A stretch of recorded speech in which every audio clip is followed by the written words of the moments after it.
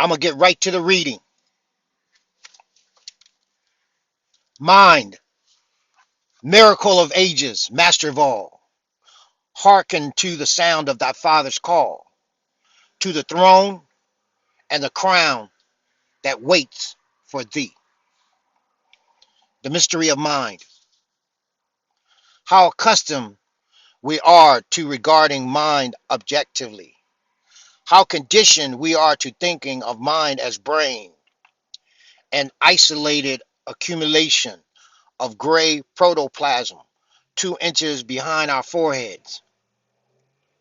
We give our approval to scientific techniques which trace out brain convolutions and nerve networks and tell us of the storage compartments of memory, the cellular seat of reason, the pulpy mass that gives rise to imagination,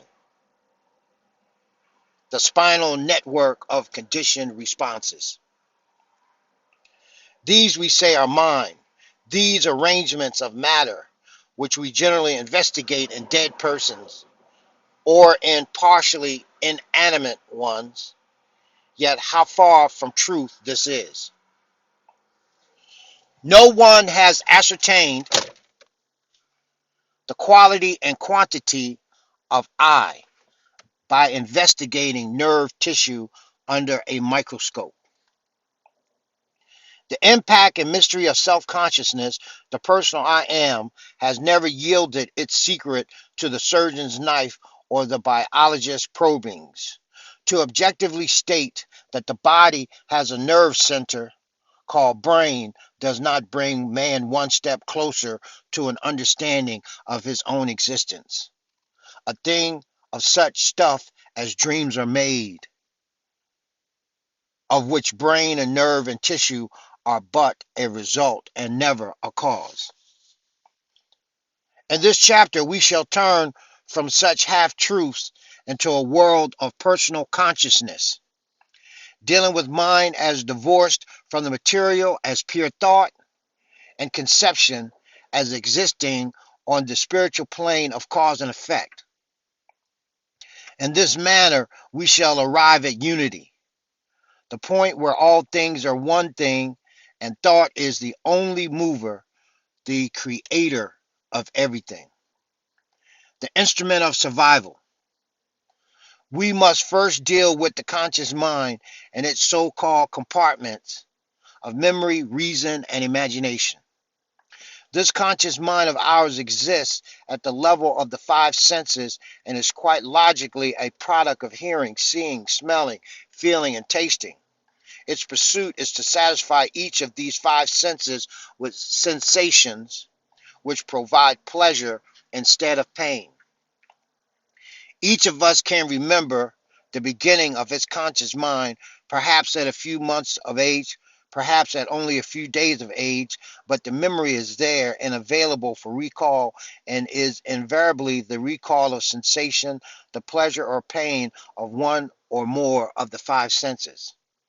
The conscious mind, therefore, is a pleasure and pain distinguisher, and its compartments of memory, reason, and imagination are but names given to its total instinct to find pleasure and avoid pain.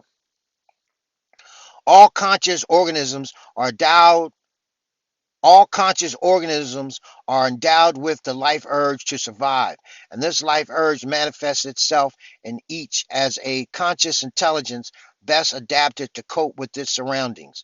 This survival instinct must necessarily be based on the pleasure-pain principle, for pleasure is an assurance of survival, where pain is a warning of destruction. The system of warnings and assurances set up in each creature is that which we call conscious mind and has its focal seat in the brain and its network of nerves.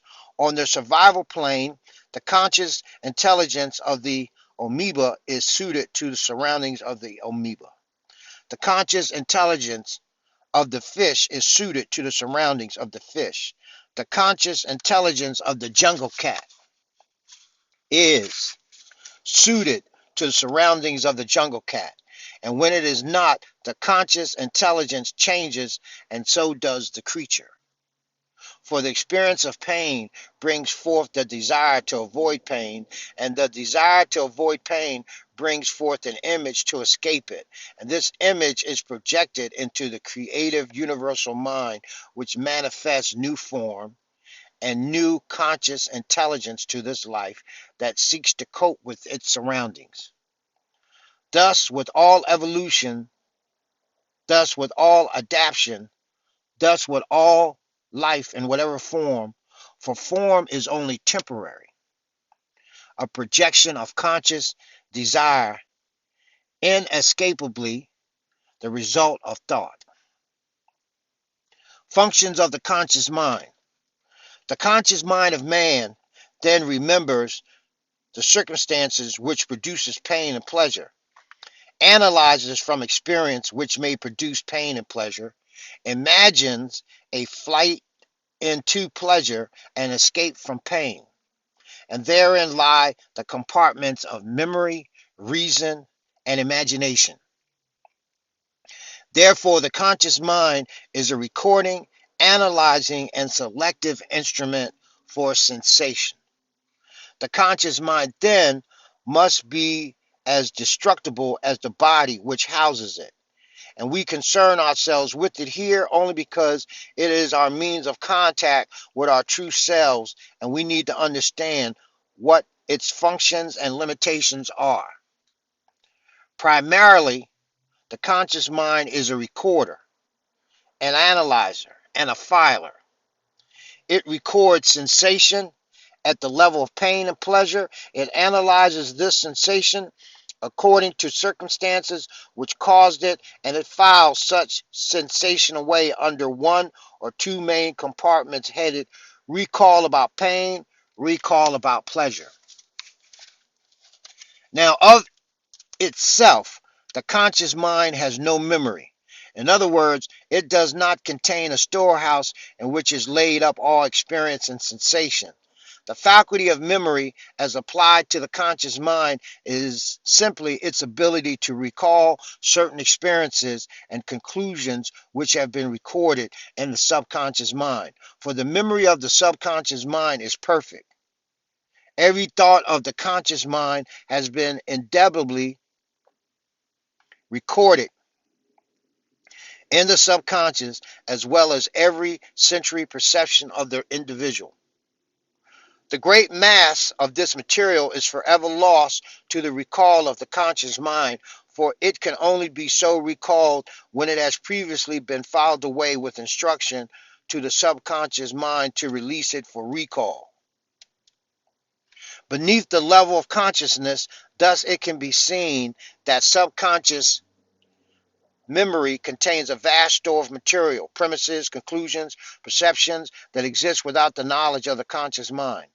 This vast store of knowledge beneath the level of consciousness affords a great portion of the latent power in each individual person, for could you this moment but recall all this knowledge perfectly, your efficiency and wisdom as an individual would be increased 1,000-fold, actually 1,000,000-fold. These subconscious memories, which exist beyond conscious recall, are neither a plus nor a minus factor in the circumstances surrounding any person. Since the conscious mind has never attached importance to them, has never arrived at conviction concerning them, they do not move the subconscious mind to creation, but simply exist. A huge smattering of experience and knowledge lying dormant. But there lies in the subconscious mind convictions which have been filed away by the conscious mind with the express order never to be available for recall, the prompters. And there lies in the subconscious mind convictions which have been filed away by the conscious mind with the express order never to be available for recall. That is called the prompters. Here in these pain rejections, these conclusions which the conscious mind could not bear to tolerate, these images of conviction which have been buried from sight, we find our illusory devil truly at work. For the nature of the universal intelligence is that it responds to conviction, and the prompters move the subconscious mind to those very things which the individual fears. The conscious mind, the pleasure, pain recorder, the conscious mind, the pain, pleasure recorder, and analyzer of individual existence, is but an infinitesimal part of a gigantic whole.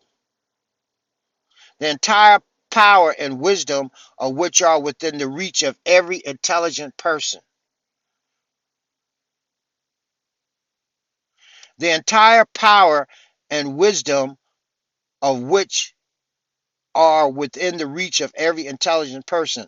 The conscious mind, the pain pleasure recorder and analyzer of individual intelligence, is but an infinite part of a gigantic whole.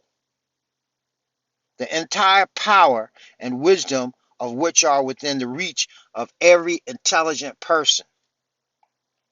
In order for us to truly grasp the significance of the relationship between man and the universal subconscious mind, we must start at the beginning, an arbitrary and assumed point, for there is no beginning to infinity, just as there is no conclusion. In order for us to truly grasp the significance of the relationship between man and the universal subconscious mind, we must start at the beginning, an arbitrary and assumed point, for there is no beginning to infinity, just as there is no conclusion. The eternal substance. In the beginning, the word does not imply that the beginning of the universal mind was a result of the word, but rather the beginning of our physical universe as we know it today. Without dispute, there must have been a beginning of the physical universe. Without doubt, there will be no end, but on the plane of universal mind, we will find no such beginning and no such end. Our attempt to find a starting place for creation is simply an attempt to place ourselves in space and time at a point where our physical universe as we know it did not exist. But this on no account should be considered to be the beginning of all things. For the universal mind, which is another name for God, big G, big O, big D, is infinite in time, space, and substance. It has only been very lately that our probings at the elemental substance of nature have yielded us the knowledge that mass and density are purely relative. The astounding discovery of science that there is no such thing as a solid mass has revised the thinking of the entire world as we know it.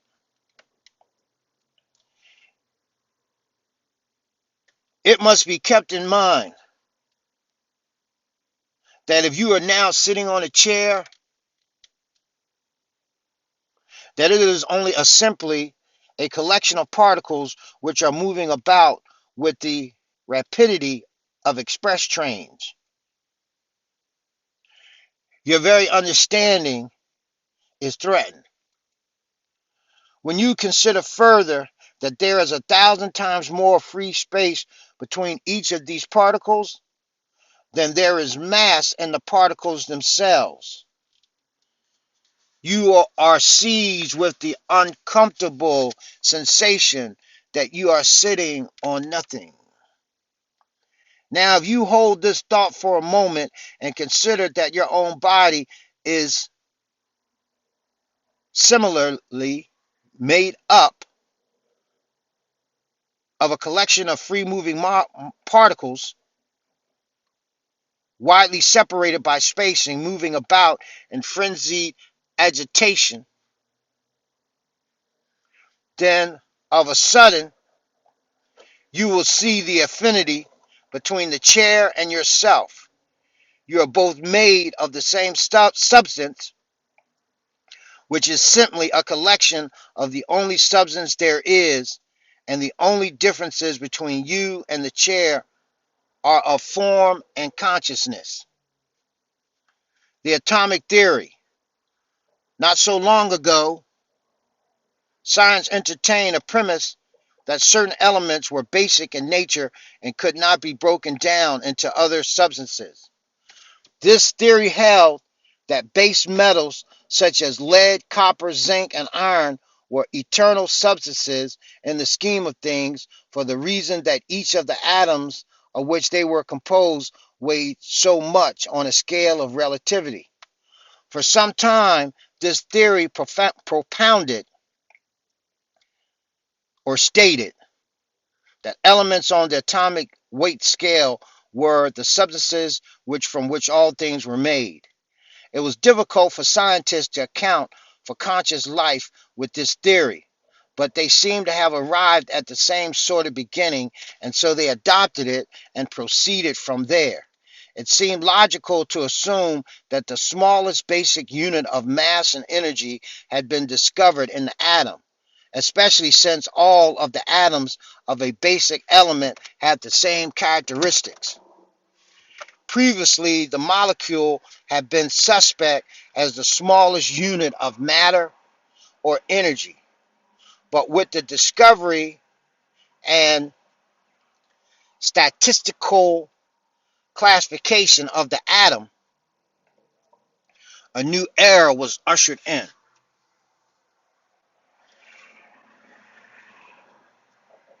It followed very shortly, however, that scientists discovered that even the atom was composed of other whirling particles, almost a small universe in which the two principal components were called the electron and the proton. Speculation began as whether protons and electrons might be freed of the confines of the atom. And one summer day over Japan, the final result of such speculation bore its fruit through Nagasaki and Hiroshima. We shall not concern ourselves with the moral implications of science's greatest discovery being used on the battlefields of war, but rather with where we are going now, that the elemental theory of atomic weights no longer gives us convenient classifications of basic substances in nature. For when the atom is split, the elements disintegrates, and the question is, what happens to it? And we come up with the idea that mass and energy are one. Until later on this evening.